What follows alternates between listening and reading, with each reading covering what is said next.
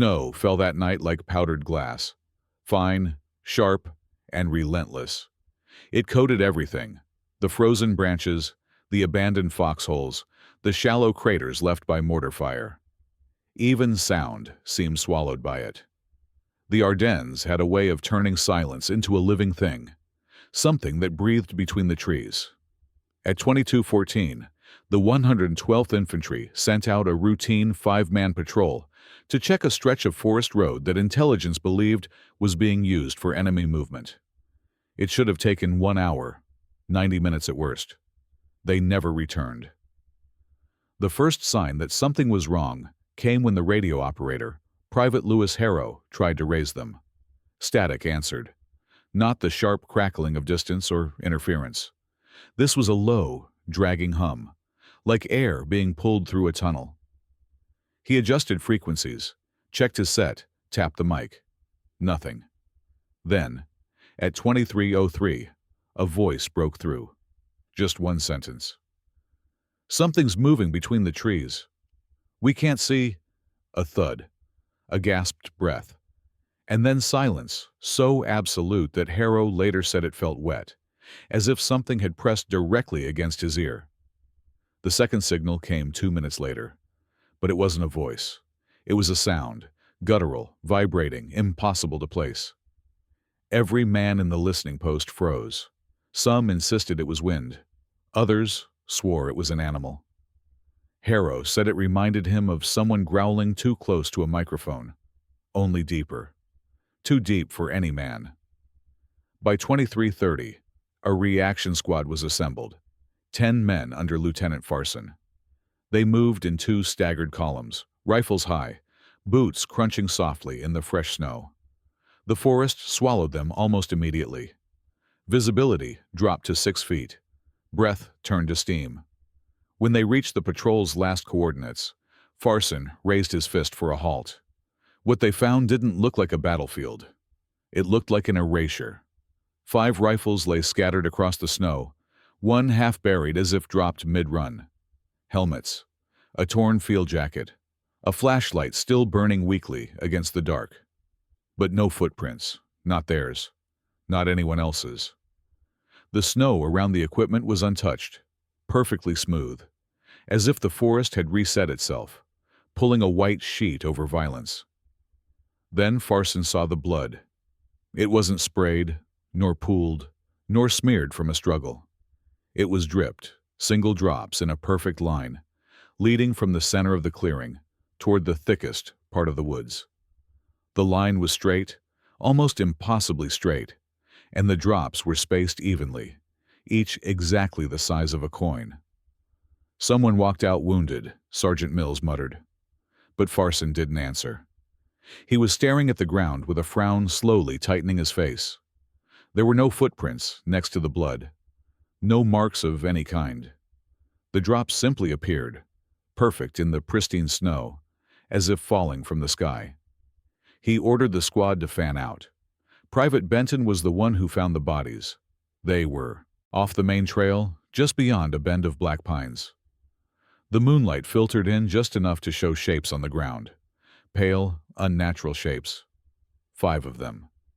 At first glance, it looked like they had been mauled by an enormous animal. Limbs twisted, torsos opened, faces frozen in silent screams. But the more the squad looked, the less sense it made. Wolves didn't do this. Bears didn't do this. No creature in the Ardennes ripped men apart with such surgical precision, tearing muscle clean from bone, leaving not a single track in the snow. Even stranger, not a drop of blood pooled beneath the corpses. Nothing soaked into the ground. The bodies were drained. Completely. Farson crouched beside Corporal Ames. His chest cavity was cracked open, as if pried apart by hands, or claws, far stronger than any human. Frost coated the exposed ribs. "What kind of animal does this?" someone whispered. Benton swallowed hard. "Animals leave something, prints, drag marks, a trail." Sergeant Mills pointed his rifle into the trees. "Something carried them here." Farson nodded, though the words didn't feel right. Carried, but without tracks. Dragged, but without marks. And whatever had done this, had done it in absolute silence. Patrols were stationed less than a mile away. They would have heard screams. They would have heard something. Harrow's strange radio noise echoed in Farson's mind. A low vibration, like breath right behind the mic, like something standing too close. He straightened abruptly. "We're leaving, now." But the forest didn't want them to leave. As the squad regrouped, the wind died. Completely. No branches moved, no snow fell. Sound vanished. Their breaths grew louder, too loud, like they were exhaling inside a sealed room. Then came the smell. Cold metal, like blood on iron, and beneath it, fur, wet fur. Mills whispered, "Sir, we're being watched." Farson didn't need convincing. Every instinct in him screamed the same thing. Eyes in the dark, moving, closing in. He raised a flare gun and fired. The red burst lit the forest like dawn. And for just 1 second, one impossible, burning second, the men saw them. Shapes. Tall. Elongated, wrong. Not wolves. Not men. Something in between. Bodies like stretched silhouettes, flickering at the edges, as if barely solid. Heads that moved too fast, snapping toward the light. Eyes. Dull. Pale. Reflective, like ice. Catching the flare with a dead shine. And 4 of them. Standing among the trees, motionless, watching. Then the flare sputtered, fell, and died. Darkness slammed back. Someone screamed, Mills maybe. Another fired into the trees. Farson shouted for them to fall back. Rounds shredded bark, sparked off frozen trunks, echoed endlessly through the still air. But the shadows didn't make a sound, didn't rush, didn't retreat. They simply moved. One moment they were far. The next, closer. Not walking, not running. Sliding. Like smoke. Farson emptied his rifle, grabbed Benton by the collar, and dragged him toward the extraction point. The others followed in a frantic, stumbling retreat, tripping over roots, slipping on snow, firing blindly. Somewhere behind them came a deep, resonant growl. The exact sound Harrow had heard through the radio. Only now, it wasn't distant. It was right behind them. The squad burst from the tree line into open snow, just as reinforcements arrived. Farson collapsed to his knees. 4 men lay behind him instead of 5. Benton was bleeding from the face. Mills was shaking uncontrollably. "Lieutenant," a medic said, gripping his shoulder. "What happened out there?" Farson didn't answer. He couldn't. He just stared into the dark wall of the forest, his breath fogging the air, because for a heartbeat, only a heartbeat, he saw them again, just inside the shadows, standing perfectly still. 4 shapes, 4 sets of eyes, watching, waiting. Then a gust of wind blew through the pines, scattering snow and branches. The shapes vanished, as if they had never been there. But the forest didn't forget them. Not that night. Not any night that winter. And the men of the 112th would spend the rest of their lives insisting that whatever killed the patrol, whatever drained their bodies and left no trace, was still out there, still hungry, still hunting. The Ardennes had always been a graveyard, for armies, for wanderers, for anyone foolish enough to believe they could pass through its rolling hills without paying a toll. Long before tanks and machine guns roared across Europe, this place carried a different kind of war, the quiet one fought between men and the forest itself. Local folklore warned, do not stray from the road after dusk, the woods choose who returns. But soldiers don't listen to folklore. The landscape that lied. On military maps, the Ardennes was a region of gentle elevation, hilly but manageable, threaded with roads and logging paths. In reality, it was an ocean of shifting shadows. Fog pooled in ravines thick enough to muffle footsteps. Sound traveled strangely, voices echoing from wrong directions, twigs snapping behind you when nothing was there. Many patrols reported the same unnerving effect. It felt like the ground was moving under the snow, not physically shifting, but subtly rearranging the sense of distance and direction, as if the forest itself were turning its corridors to funnel men where it wanted them to go. By December 1944, both sides, American and German, had classified parts of these woods as dead zones, not because they expected heavy fighting there, but because units vanished there without combat ever occurring. Some American officers chalked it up to stress, exhaustion, the disorienting winter landscape. German officers blamed partisan activity or night raids. But the reports didn't read like ambush accounts. They read like something else entirely. Night after night, soldiers described the shapes keeping pace with them between the trees. The shapes never approached, never revealed themselves. They simply watched, observed, and waited. First German reports, Nachtfresser. The Americans called the phenomenon shadow wolves, but the Germans named them first, Nachtfresser, night eaters. The earliest account came not from the Battle of the Bulge, but 4 years earlier, during the invasion of Belgium in 1940. The journal belonged to a Feldwebel named Ernst Kappel, a veteran of the Polish campaign. He was not superstitious. His handwriting was precise, his tone disciplined, as though each sentence were part of a military report. But the entry for May 18, 1940, was different. The writing was shaky, the ink darker, pressed harder into the page. "We have lost 2 men," he wrote. "There was no combat. There were no enemies. There was only the forest." Kappel described how his squad marched into a thicket near a small Belgian village. They heard low, rhythmic growling.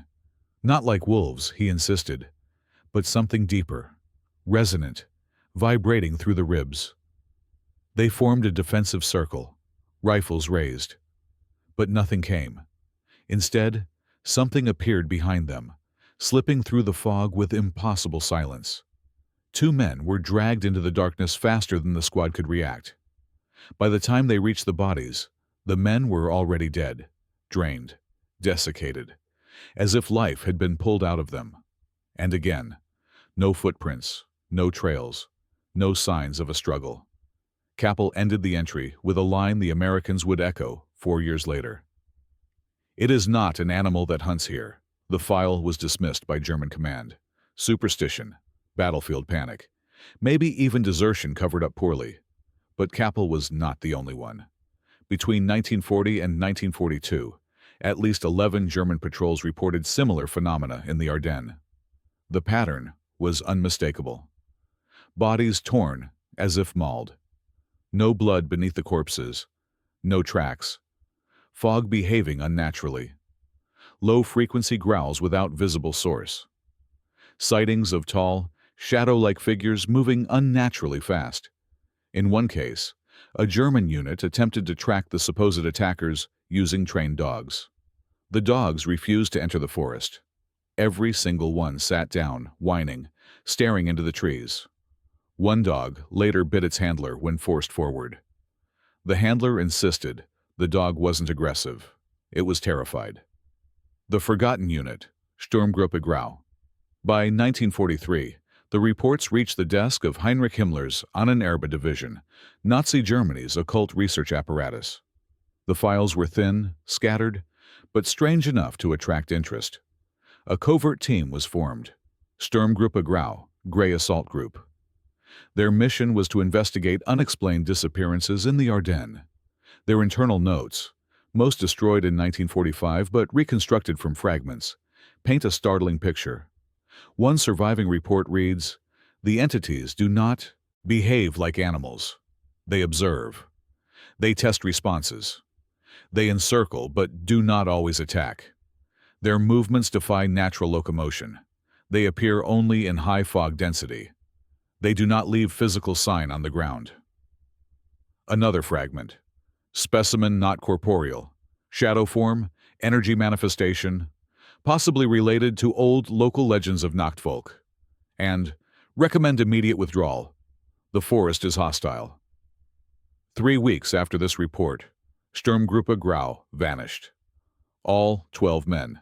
Their equipment was found stacked neatly as if placed there. No bodies, no trails. It was after this disappearance that German troops began to refuse night patrols in certain sectors of the forest. Officers tried threats. Some resorted to executions for cowardice. Nothing worked. The men simply would not enter the woods. They said the forest had awakened. American encounters, echoes of the same terror.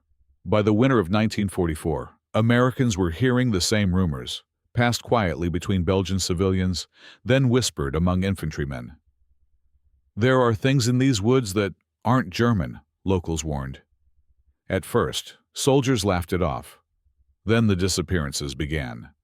Private First Class Damon Walsh wrote to his sister in Illinois, "We hear howling every night, but it's not wolves. There's no barking at the end, no breath, no change in pitch. It sounds shaped, like someone is trying to imitate a wolf or mock it." Sergeant Arthur Price kept a small notebook tucked into his coat. On December 10th, he wrote, "Something followed us for 2 miles. I saw it. I shouldn't have turned around." There was no elaboration, just that one sentence. 3 days later, Price disappeared on patrol. His body was found in the exact condition the German reports described. What both sides feared. Despite being enemies, German and American soldiers shared identical fears. Men disappearing in absolute silence. Footsteps behind them that left no prints. Creatures seen only in peripheral vision. Growls that felt more like vibrations than sound. Blood drained from corpses, as if siphoned. The sense of being herded, watched, judged. But the most common fear was something else. The forest itself changing around them. Some patrols walked in circles. Others found landmarks shifted. A few swore that trees moved, subtle adjustments of shape or position, like a crowd rearranging itself. One American corporal described it best. "It felt like walking through a throat." Why none of this reached official history? The answer was simple. No army can admit it is afraid of the dark. Reports were destroyed. Officers rewrote accounts. Command insisted that disappearances were due to ambushes, mines, friendly fire, drunkenness, desertion. Anything but supernatural forces. Journalists heard rumors, but without physical evidence. No editor would print them. Civilians spoke quietly, but post-war Europe was too busy rebuilding to indulge ghost stories. And the soldiers who survived? Most never spoke of it. Those who did were dismissed as traumatized or hallucinating. But there was one thing nobody could explain away. The bodies. The way they were left. The way the forest kept them hidden until it wanted them found. And always, the absence of tracks. The pattern emerges. When military analysts revisited the surviving reports decades later, a chilling pattern emerged. Shadow wolves attacked only under 5 conditions. 1. Heavy fog. 2. Fresh snowfall. 3. Night patrols of fewer than 8 men. Prolonged silence. 5. Emotional distress within the group. Fear, anger, despair. This last condition was the most troubling. It suggested the creatures were not drawn to bodies, but to something inside them. One historian proposed, perhaps they fed on panic. Another countered, or on life force itself. A local Belgian folklorist simply said, "They take what the forest takes, the living, the lost, the alone." The final German warning. The most ominous document came from a German lieutenant named Hans Leiber, written 2 days before he vanished with his entire platoon. It read, "They are not of this earth. They have no mass when they move. They are shadows pretending to be predators. They learn fast. They test our boundaries. If the war continues, they will grow bolder. Perhaps they are not here because of us. Perhaps we woke them." It was the last line that chilled historians. If hell exists, It is not below us. It is waiting in the trees.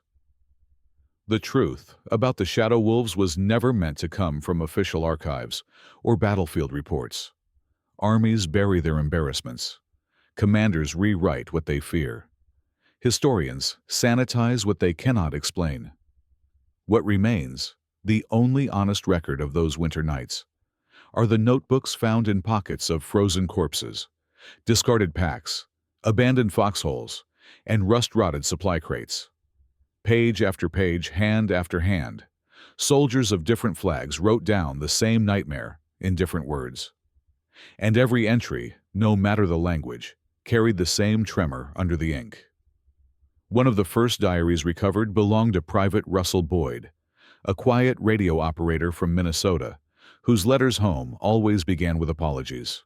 For the cold, for the silence, for being unable to write more. His handwriting was neat and steady, until December 14th. On that date, the lines jagged, the spacing warped, the words leaned like they were trying to escape the page. He wrote that the fog was so thick he could not see the tree line, that something followed his patrol for nearly a mile, that the breathing behind him was too low and too resonant to belong to any man. "Echoes don't warm your neck," his entry ended. Hours later he wrote again. Something was pacing behind their foxhole, crunching the snow in deliberate steps. Each time his corporal shone a light, the steps stopped. When the light dipped, they resumed, closer. "It's playing with us," Boyd admitted. His final entry stopped mid-sentence. "I looked back. Shouldn't have." Corporal Price, the only witness, wandered into camp at dawn barefoot, incoherent, repeating the same phrase. "It watches. It crouches. It learns." Boyd was never seen again. Not all writings came from Americans. A diary, found in 1948 by Belgian foresters, belonged to Karl Breuer, a German MG-42 gunner. His early entries were terse, technical, as if written by a man who believed emotions were a waste of ink. But on Christmas Eve, 1944, his composure shattered. He described seeing a tall, smoke-shaped figure in the fog, its outline unstable, its presence wrong. "It had no footsteps, only a shadow of its own," he wrote. When his lieutenant raised a lamp, Brewer swore the creature smiled, not with a mouth, but with the tilt of its form, like a wolf raising its head. He hauled the MG-42 around and fired a full belt. Bullets tore into trees, exploded snow, ricocheted off stones. Yet none touched the thing standing before them. "It flickered when the bullets passed through," he recorded, "like a candle flame in wind." His final line, "I pray it hunts Americans now, but I think it hunts us all." From Belgian conscripts forced into German service to American volunteers who'd never left their home state, every diary carried the same details. The growl that vibrated in the ribs, the sense of being observed with slow, intelligent patience, the figures glimpsed only when men finally broke discipline and looked back. One soldier, Corporal Arne Lemaire, wrote that he heard his comrade scream only once, the scream ending too fast to be human. The body they found was dried like fruit left in the sun, bloodless, eyeless. Lemaire ended his entry with, "I'm next, the trees told me so." He shot himself 2 days later. Lieutenant Evan Rourke's journal should have been an official military report. Instead, he tore out the pages, intending to burn them. One survived, pressed deep in the binding. He admitted he had threatened his men with arrest for refusing to enter a stretch of forest. Then he heard the growl himself. "The forest spoke," he wrote. "I saw eyes in the fog, pale, still, intelligent, not animal eyes, not even close." He urged immediate withdrawal from the sector, but ended the page with a sentence that no commander would ever allow to stand. "The forest won't let us leave, not all of us." Days later, Rourke died from shrapnel. His men later confessed in private letters that every word he wrote was true. The most haunting account came from the diary of Oberjäger Lucas Ramm, a German ranger. His notebook, restored decades later after being found in the ruins of a collapsed bunker, described a night of shifting fog and windless cold. He and his squad camped in a valley. At 0210, one of the men, Baumann, claimed he saw something crawling on the trees. Not up them, not around them, on them, as if clinging to the bark like a living shadow. Moments later, the fire died in an unnatural gust. Ram turned at a scream to find Baumann, suspended in midair, held by something tall and thin that had no definable shape. Ram fired point blank. The bullets passed through the creature, tearing only snow and branches behind it. The creature dropped Baumann's body, which hit the ground with no remaining face. "We were not cowards," Ram wrote. "We fought. But you cannot fight shadows." His skeleton lay beside the notebook. The others were never found. Patterns emerged across these fragments. The creatures preferred fog and fresh snowfall. They did not attack large groups. They moved without imprinting the snow. Bullets passed through them, yet their claws tore flesh with ease. Light hurt them, but only briefly. The flare that drove them back would also reveal more shapes behind it. And most disturbingly, they learned. They observed which men panicked, which men froze, which men whispered too loudly. Fear was the currency that awakened them, drew them closer, made them bold. The diaries also spoke of something else, something no official record could explain. Men described the forest itself shifting, paths that looped back on themselves, landmarks that moved, trees that seemed to rearrange in silence. Patrols walked for an hour, only to return to their starting point without realizing it. Some swore they heard whispers in the snow, words too faint to understand. Others felt the ground vibrate as if something enormous moved beneath it. Many writings ended abruptly, mid-sentence. Ink scratched off as if the notebook was yanked away, pages torn by teeth, blood smeared until the text dissolved. It became clear these diaries were not written by men expecting to survive. They were confessions to whatever world might exist after them. Then there was the strangest discovery, a waterproof satchel found by construction crews in 1951 while building a NATO depot. Inside was a diary dated January 17, 1945, written not by an American or a German or a Belgian, but by a man who signed only K. His English was fluent, his grammar refined, his tone eerily calm. He wrote of the creatures not as anomalies, but as sentinels, guardians of the forest older than any human war. "They do not hate us," the diary said. "They do not hunger for flesh. They hunger for fear. War feeds them. We brought them back." He warned that they chased only what feared them, and that fear in those woods was more lethal than bullets. The last sentence before the signature bled into the page was, "When the guns fall silent, they will sleep again until mankind bleeds the earth once more." No historian has been able to identify who K was. No military unit recorded any man with such a signature. No record matches his existence. And yet his knowledge aligns with every diary that came before him and every disappearance that came after. This chapter of testimony, these fragmented truths, form the only coherent picture of what the soldiers saw. Not animals, not phantoms, not hallucinations born of cold and terror, but something that returned because men returned to killing each other in these woods. Something that remembered, something that learned, something that waited for the next war. By late December 1944, German High Command had run out of ways to explain the disappearances. Patrols did not simply vanish in minutes. Entire squads did not die without firing shots. Men did not return from the woods with their sanity sliced apart like thin paper. Whispers spread from the lowest infantrymen to the officers' tents. The Ardennes had turned hostile. Not to Americans, not to Germans, to everyone. So they created a unit not meant to exist. 12 men, veterans of brutal campaigns, Stalingrad, Kharkov, Narva. Soldiers who no longer flinched at corpses or cracked under the cold. They were unofficial, unnamed, chosen precisely because no one would mourn them or remember them.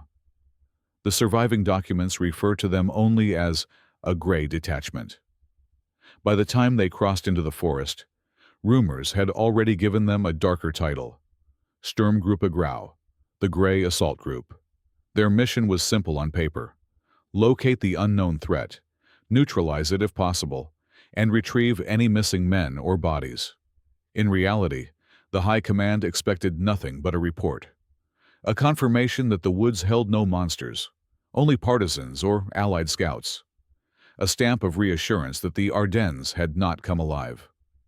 The men marched before dawn, boots muffled in the thick snow, the forest swallowing their silhouettes. They carried flamethrowers, machine guns, phosphor flares, and experimental night vision scopes, primitive, unreliable, and useless in fog. Their lieutenant, a hard-jawed Saxon named Erich Mahler, kept a journal strapped to his chest. His first entry from that morning described the silence as the kind you hear in a church before a funeral. They reached the first clearing by midday. Frozen blood stained the snow in perfect circles, as if dropped from a height. Mahler crouched beside them, brushing powder away with a gloved hand. The blood had not seeped downward. It lay atop the surface like beads of red glass. No tracks surrounded it. No struggle, no drag marks, nothing. The men spread out, scanning the trees.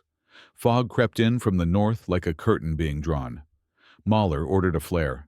The crack of ignition echoed unnaturally far, bouncing between trees and returning from directions it had not been fired toward. The flare soared up, casting a brief red glow that revealed nothing. No bodies, no enemies. Only the shapes of trees bending inward, skeptically watching them. They pushed deeper. The forest seemed to close around them. The air grew heavy, pressing against faces and backs like damp hands. Mahler later wrote, "The deeper we walked, the more certain I felt we were descending, though the ground remained level." Several men noticed the same illusion.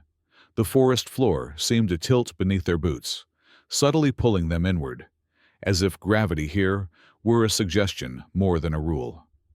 Hours passed. No tracks, no sound, but their own breathing, harsh, amplified, too loud. Then, around mid-afternoon, one of the men, Vogel, a sniper, raised his hand sharply and pointed to a tree on their right. Something was on the bark, not perched, not climbing, stretched like a shadow pressed flat against it. Mahler saw it too, but could not describe it. In his journal he wrote, "At first I thought it was simply the shadow of a branch, but branches do not retract when observed." The shape slid upward, flattening itself even thinner, until it vanished into the fog. The men murmured, rifles shifting. Mahler silenced them with a gesture and motioned forward. 10 minutes later, they found the bodies. 7 German soldiers, half buried in fresh snow despite no snowfall that morning. Their faces were drained, lips blue, eyes sunken. Their torsos torn open not by teeth or blades, but by something that seemed to scoop the life out of them. Mahler knelt. The edges of the wounds were cauterized, as if burned clean. No scavenging animals had touched them. "Whatever did this," he wrote, "feeds cleanly." The men began to panic in small ways, breaths too fast, grips tightening on rifles, glances darting behind them. Mahler forced them to sit, breathe, recalibrate. He reminded them of their training, of the wars they'd survived. But the forest swallowed discipline as easily as it swallowed sound. At dusk, the growling began. Not the growl of wolves, not the vibration of distant artillery. It was deeper, broader, felt more in bone than ear. A low, sustained rumble that made the air itself tremble. Mahler described it as the voice of something enormous, speaking from behind the trees. They formed a defensive ring. Flares hissed upward, bathing the fog in shades of sickly red. The growling shifted, splitting into multiple tones. Echoes? No. Too distinct, too deliberate. They circled the group like predators testing the perimeter. Vogel fired first. A single shot into the fog. Something flickered, like a human figure seen through rippling water, then vanished. Another soldier fired, then another. Bullets tore through trees, through fog, through nothing. Mahler shouted for ceasefire.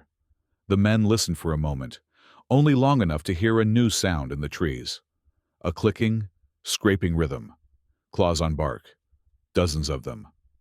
Then, something moved between two trees, only meters away. It stood like a man, but bent wrong. Spine curved into an impossible arch.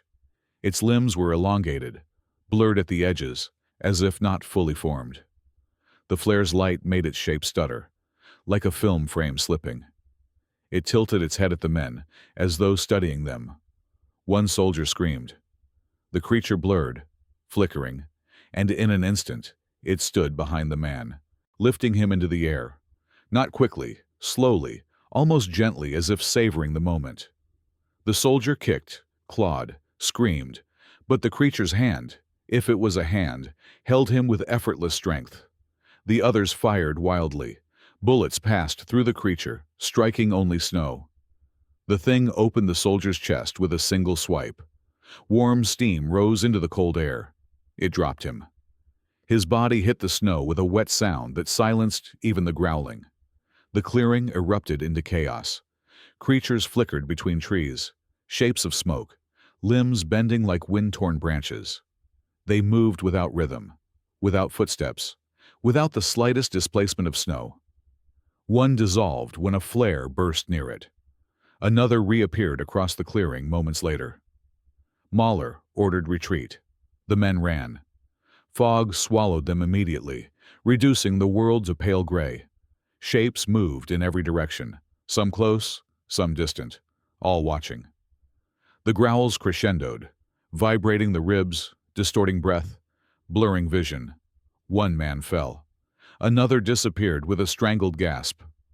Mahler dragged his remaining soldiers toward an upward slope he hoped led back to the road. The forest shifted around them. Trees that were not there a moment before now blocked paths. Snow deepened, slowing their legs. The air thickened. Mahler wrote that each breath felt like inhaling glass. They reached a fallen log and stumbled over it. On the other side, the fog thinned just enough to reveal the shadows keeping pace with them. 15, maybe 20, tall, thin, flickering with each heartbeat. One stepped closer, its form twitching like a glitch in the world. Its eyes, two pale circles, met Mahler's. He fired. It didn't flinch. It only twisted its head slowly, like a curious animal learning a new sound. Mahler threw his last flare. Red light washed over the trees. The creatures recoiled, but did not flee. They stood at the edge of the light, dozens of them, forms trembling like flames. The light flickered. The shadows pressed closer. Mahler screamed at his men to run. Only 3 still lived. They broke through the tree line moments before the flare died. The world brightened. Snow, sky, open ground. The shadows stopped at the edge of the forest, shapes dissolving into the fog, as if the boundary of trees was a barrier they would not cross. Mahler and 2 surviving soldiers staggered back to German lines after midnight, frostbitten, incoherent, weapons gone. He wrote one final entry in his journal that night, shortly before it was confiscated. "We did not find the enemy, we awakened it." 3 days later, Sturmgruppe Grau was sent back into the forest on orders from above. None returned. Their equipment was later found neatly stacked beside a tree. Their bodies were never recovered, and the forest, as if satisfied, slept quietly for the rest of the winter. American command did not believe in monsters. It believed in German ambush tactics, in sabotage, teams, in night-raiding squads trained to slip through snow without sound. It believed the missing patrols, the torn bodies, the shrieks in the fog were explainable, if only the right specialists examined the forest. So they assembled their own task group. 11 men from the 99th Infantry Division, reinforced by a flamethrower operator, 2 demolition specialists, and a communications sergeant with a backpack radio, so powerful it could reach artillery command even through snowstorms. These men were told one thing: the Germans are using animals, wolf packs trained to disrupt supply lines. Wolves do not tear men open like fruit. Wolves do not vanish when shot at. But this brief comfort was enough for command to justify sending them into the trees.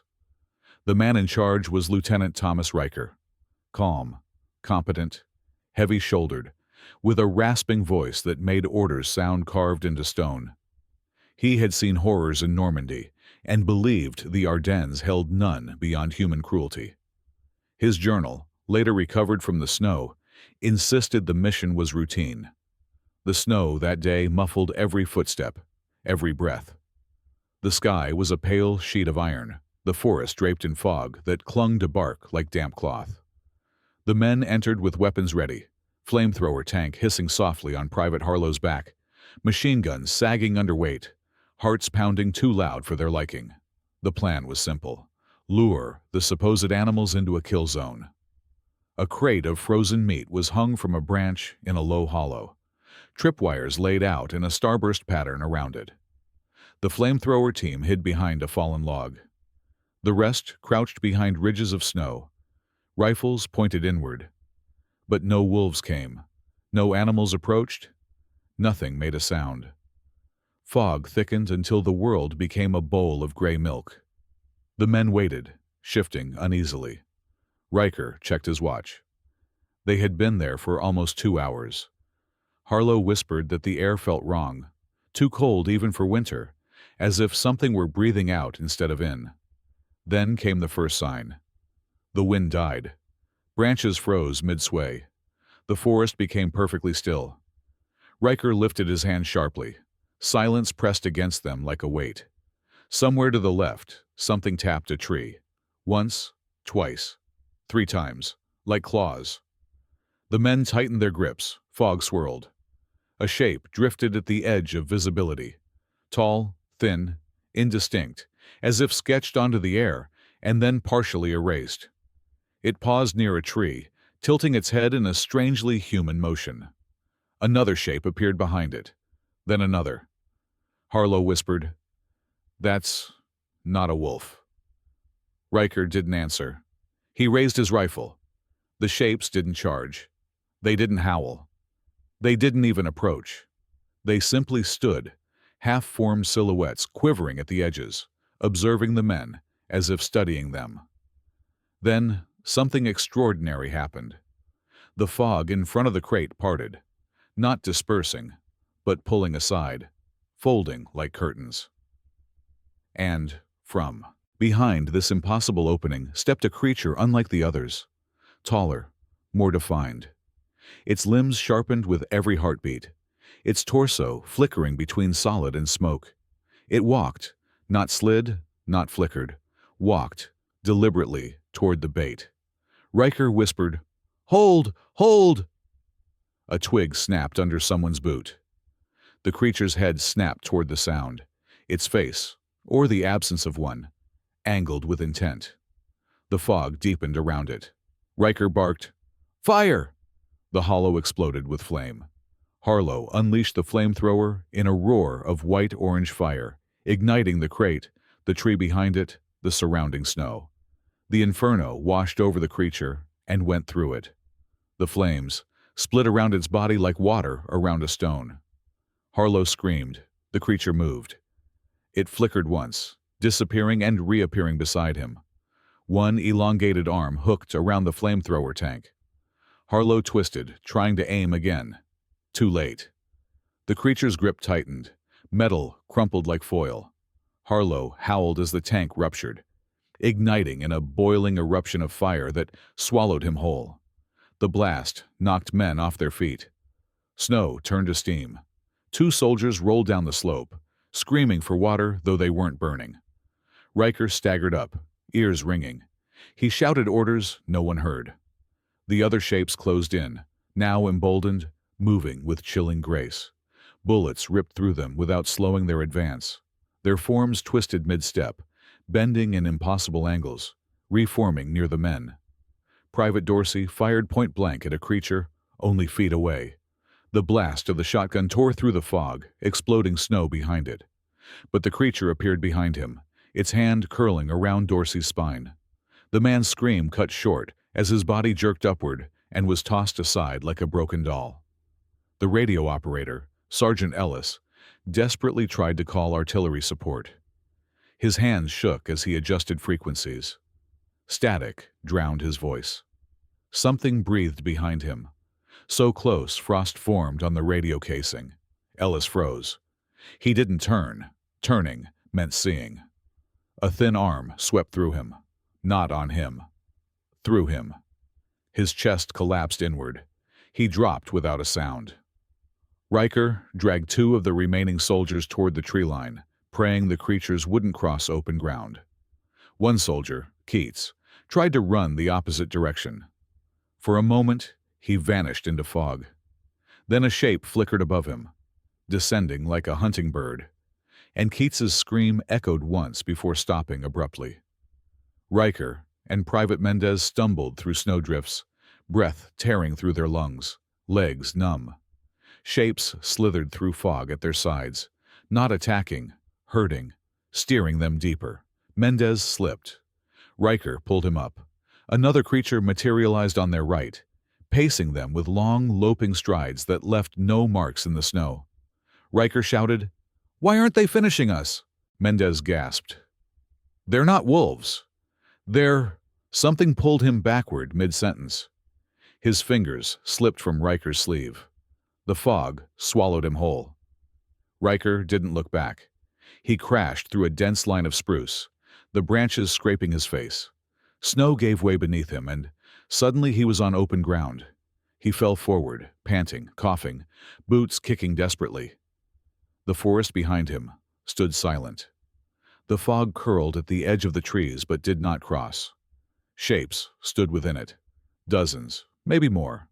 Faint silhouettes trembling like candlelight. Watching him. Only him. He crawled backward, trembling violently, until his hands touched the frozen metal of an abandoned anti-tank barrier. A place men had once fought.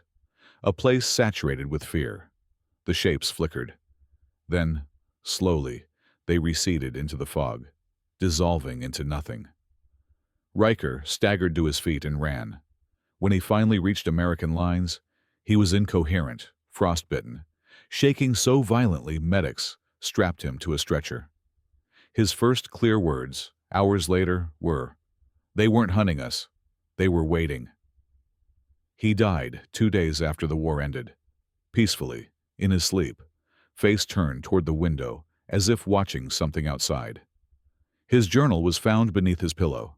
The last page read, "They let me go, but only because the forest was done feeding." By January 1945, the Ardennes had eaten enough men that even the most hard-headed officers felt it. You can only write off so many patrols as lost in action before the phrase turns sour in your mouth. The maps were still clean, the reports still precise, the language still stiff and bureaucratic. But in the spaces between words, fear grew like mold. Some sectors of forest quietly stopped existing on paper.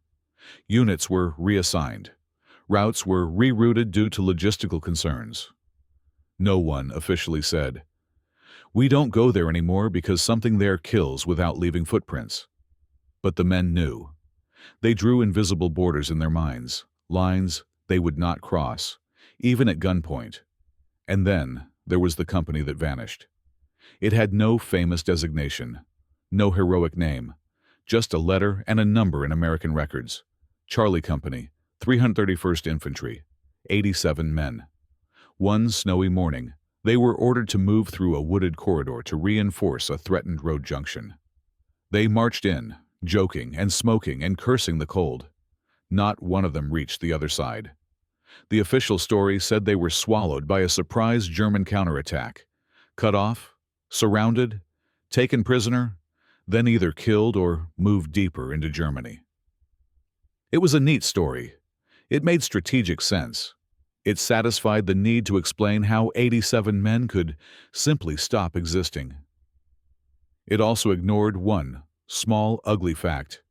No German unit in the area reported capturing them.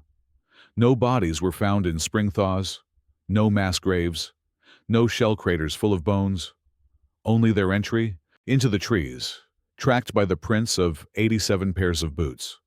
Prints that went in and never came back out. The only reason we know more than the official line is because of one man who wasn't supposed to be there at all. His name was Joseph Mallory, a war correspondent attached to another regiment. He had a habit of drifting toward bad news, of slipping into the edges of operations to see what officers didn't want written. The morning Charlie Company moved out, he commandeered a spare jeep and followed at a distance, promising the driver they'd hang back, just enough to catch the soul of the operation without getting shot. They lost visual contact with the column when the trees thickened. The jeep couldn't follow the narrow snow-choked trail, so Mallory climbed out, slung his camera and a small tape recorder over his shoulder, and walked in on foot. He followed the boot prints easily. 87 men make a lot of marks, even on old snow. Cigarette butts lay half-buried, a glove, a dropped strip of ration wrapper, the muted echo of voices ahead. He never caught up with them. The voices faded instead of growing louder. The tracks grew less distinct, as if the snow were resurfacing itself, smoothing over impressions. He checked his compass twice. It pointed the same direction. Forward. Fog crawled in slowly, so gradually he didn't see the world change, only realized it when the trees around him lost color and became pale gray pillars. He pressed the record button on his tape machine. January 12th, he murmured, the words captured on the thin magnetic strip. Somewhere northwest of the name of the town is lost under a burst of static. Following Charlie Company. Visibility's crap. I can't hear them anymore. It's like the forest swallowed their noise. His breathing grew louder on the tape. Crunch of snow. The occasional crack of a twig. At this point, he said, trying to sound calm for the microphone, if I didn't know better, I'd say I was walking into a soundproof box. A nervous laugh. No birds, no wind. Even my own footsteps sound wrong. Like they're not echoing right. He walked for another 10 minutes. Then he found the rifle. It lay in the snow, still warm to the touch when he picked it up. The strap was partially iced, the stock smeared with something brownish red. On the tape, his voice is higher now. Found a Garand, serial number. He rattles it off automatically. Appears to have been dropped recently. No sign of struggle. No shell casings. No bodies. He found a helmet next. Then a half-open ammo pouch. A canteen crushed into a shape no human hand could have made. Every item lay alone, spaced apart, as if laid along a path on purpose. Like a breadcrumb trail, only backward. Not leading from safety into danger, but marking where safety had been peeled away, one man at a time. The prints are changing, he says on the tape, more quietly. Some just stop. Most go on. Like a man was walking in step with his squad and then just cease to exist. No scuffle, no blood. Just no more. He kept going. Field manuals say if you feel something is wrong in enemy territory, you pull back. But Mallory was not a soldier. He was a man who had spent years running toward disaster. Curiosity was a stronger instinct in him than self-preservation. The fog thickened. His breath grew ragged. At one point, the tape captured him muttering, almost to himself, "Jesus, Joe, you're an idiot." Then, abruptly, all boot prints ended. The snow in front of him was pristine, untouched. Behind him, the ragged, trampled evidence of a company's passage. In front, a blank sheet. On the recording there is a long silence, only his breathing. They didn't turn, he says at last, voice barely above a whisper. They didn't spread out, there's no fork, no tracks going off. They were here, and then they weren't.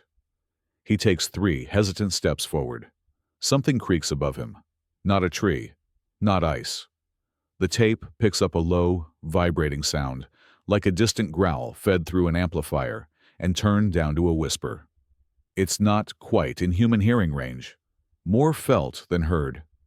The microphone warps, capturing it as a fuzzy tremor. Mallory freezes. "Is anyone there?" he calls, because that's what humans do in horror films, and in real life when common sense has already lost. The growl deepens. Around it, something else joins in. A clicking, like claws drumming lightly on wood. Several claws. Dozens. He fumbles with the recorder, trying to adjust the input level. The tape lurches with distortion, then clears just enough to catch his next sentence.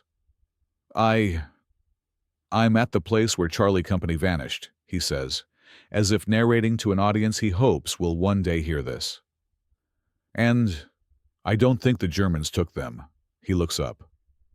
Later analysis of the tape found a momentary change in acoustics right then. The kind of subtle shift you hear when someone enters a cathedral or a hallway. The open forest suddenly sounds more enclosed, as if something has folded around him. He whispers, "Oh my God!" On the tape, there is no obvious visual. But soldiers who later heard it swore they could see what he described afterward in his recovered notes. Shadows between the trees thickened, pulling together like spilled ink. They rose from the ground, peeled themselves off trunks, detached from branches. Forms vaguely man-shaped, but too tall, too thin, joints angled in wrong directions. They trembled more than moved, vibrating against the air like images on a failing projector. One shape stepped forward, then another, then another. He counted at least 15. The creatures did not rush him. They did not pounce. They simply formed a loose semicircle in front of him, leaving his path back the way he'd come open, as if inviting him to choose. His breath quickened. On the tape, it becomes a frantic metronome.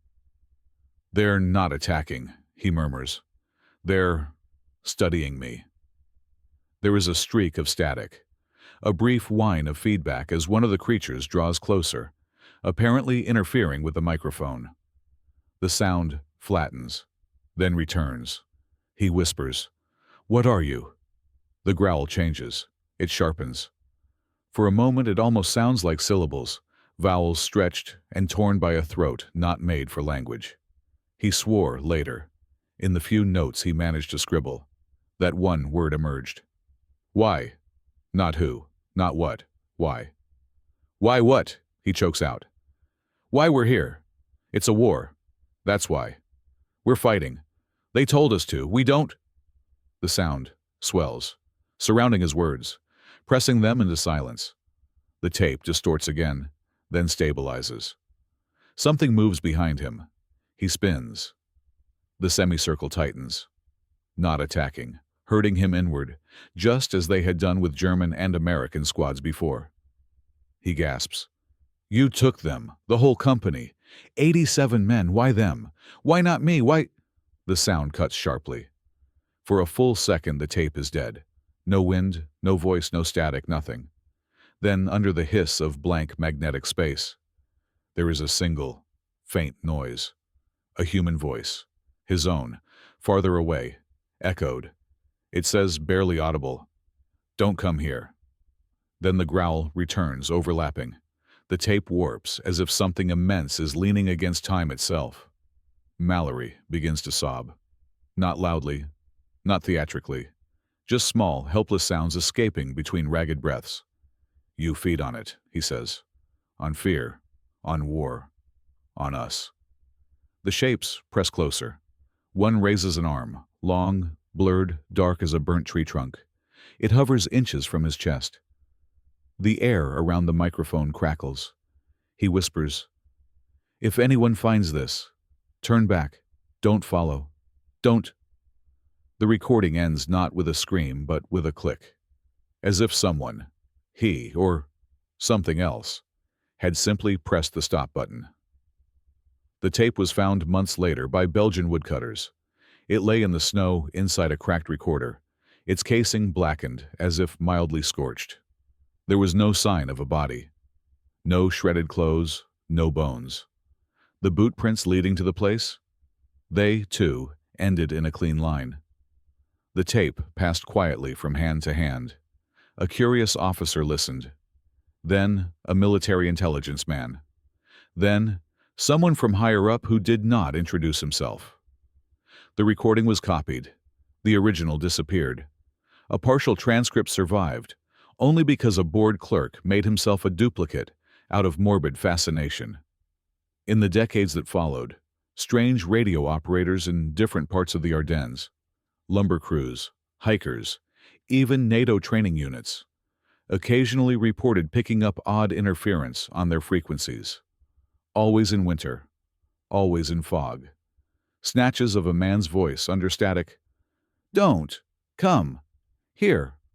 No one ever found the source. As for Charlie Company, the official history still says they were surrounded, cut off, and lost in the chaos of the Bulge. A clean lie, filed in cabinets and accepted by families who needed a place to hang their grief. But in the forest where their trail ended, there are places where snow sometimes melts in unnaturally neat circles, even in deep frost. Hunters say their dogs refuse to cross those patches. Locals still tell stories of eyes between the trees on fog-heavy nights, too tall to be wolves, too still to be human. The war ended. The guns fell silent. Europe rebuilt. New roads cut through old killing fields. Tourists came, bright jackets and cameras flashing, walking trails once painted with blood.